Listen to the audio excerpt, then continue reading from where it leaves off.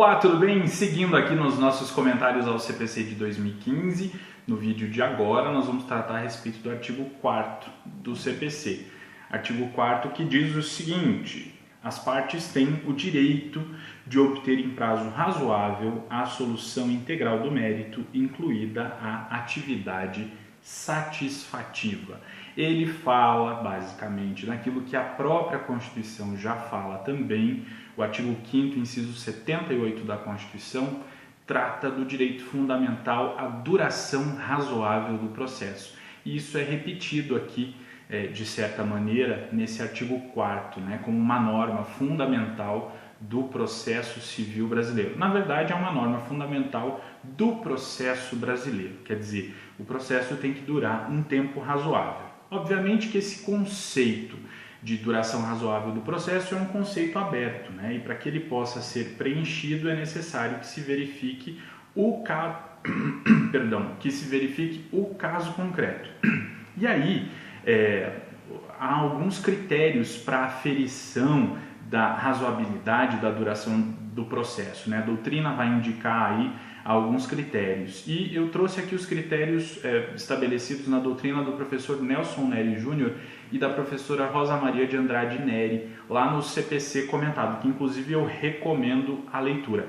E eles vão trazer basicamente 4 critérios para se avaliar a razoabilidade aí da duração do processo. O primeiro deles é a natureza do processo e a complexidade da causa, o que é bastante óbvio, porque quanto mais complexa for a discussão que está posta, mais vai demorar aquele processo, porque há necessidade de um aprofundamento maior na discussão.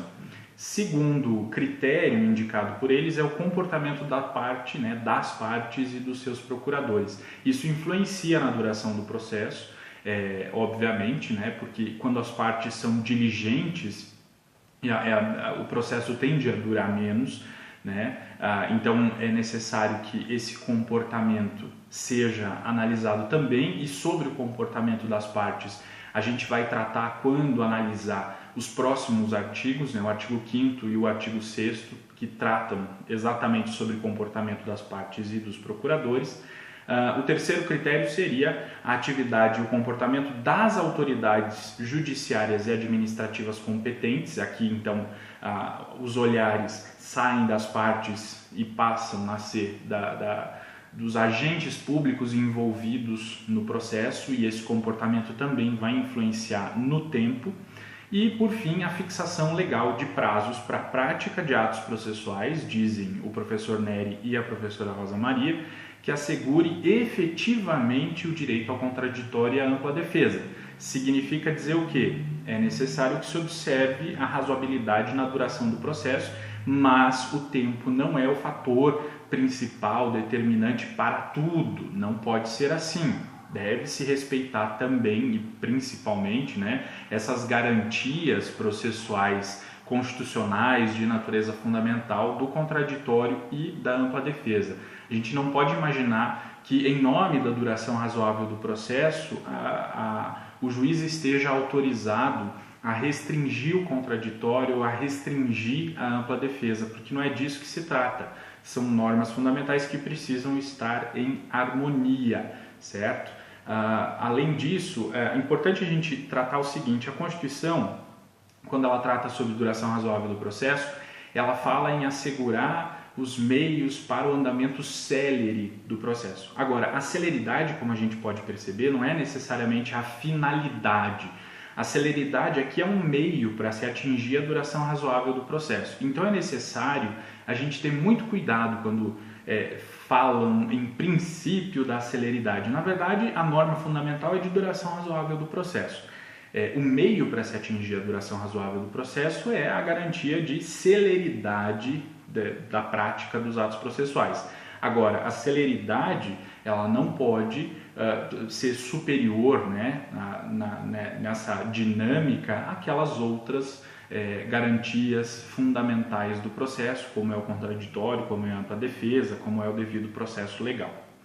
E nessa linha de duração razoável do processo, O artigo 4º fala aqui de solução integral do mérito, incluída a atividade satisfativa, quer dizer, é uma preocupação não só com o processo de conhecimento, mas também com a fase de execução, né? Então, tudo isso contado, todos esses tempos contados devem ter essa qualificação aí de razoáveis, né? Para que o processo implique em entrega efetiva do direito a quem o juiz tenha reconhecido a sua titularidade. Então, inclui a atividade executiva aí de satisfação. E aí a doutrina fala, inclusive, num princípio, né? Alguns doutrinadores dizem que não se trata de princípio, outros vão defender isso como um princípio, que é a primazia do mérito, um princípio que parte justamente desse artigo 4º aqui. Primazia do mérito significa aí uma decorrência de uma série de regras, né?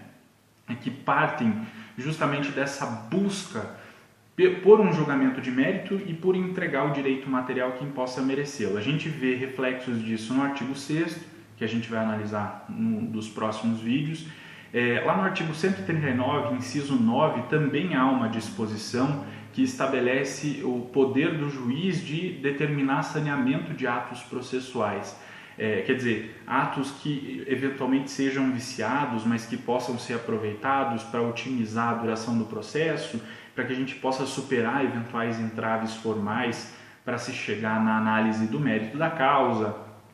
O artigo 488 tem uma disposição bastante interessante que a gente vai estudar a fundo no momento oportuno, mas que possibilita que o juiz resolva o mérito, julgue o caso, né, com análise do mérito, se um eventual julgamento de mérito for mais benéfico para a parte que alegou uma eventual nulidade, por exemplo.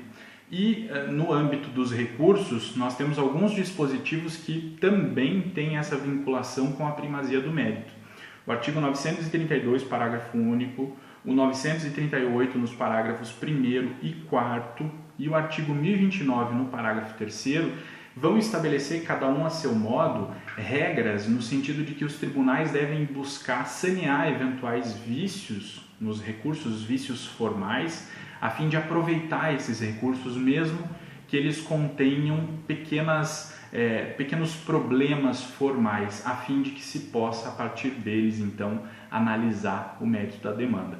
Então, tudo isso aí nos indica, né, que há uma preocupação do legislador no CPC de 2015 em conferir efetividade para o mérito, né, efetividade para o direito material no processo. E essas, então, são as disposições do artigo 4º do CPC. Nos vemos nos próximos vídeos. Se você curtiu esse vídeo, deixa o seu like aqui, se inscreve no canal se você ainda não é inscrito e compartilha com seus amigos. Até a próxima!